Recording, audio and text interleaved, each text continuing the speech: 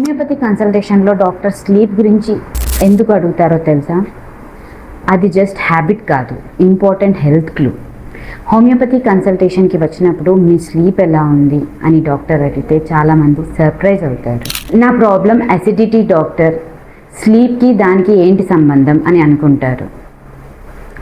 కానీ మన బాడీలో sleep, stress, hormones, digestion, emotions అన్నీ ఇంటర్కనెక్టెడ్గా ఉంటాయి.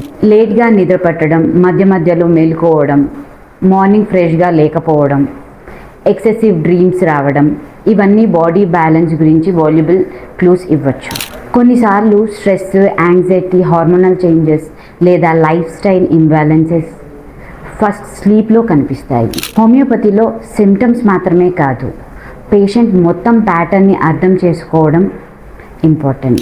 అందుకో స్లీప్ గురించి అడిగితే ప్రతి క్వశ్చన్ రూట్ కాజ్ని బెటర్గా ఐడెంటిఫై చేయడానికి హెల్ప్ చేస్తుంది. స్లీప్ ప్రాబ్లమ్స్ అని స్మాల్ ఇష్యూ అని అనుకోకండి. మీ స్లీప్ ప్యాటర్న్ కూడా మీ హెల్త్ స్టోరీలో ఇంపార్టెంట్ పార్ట్.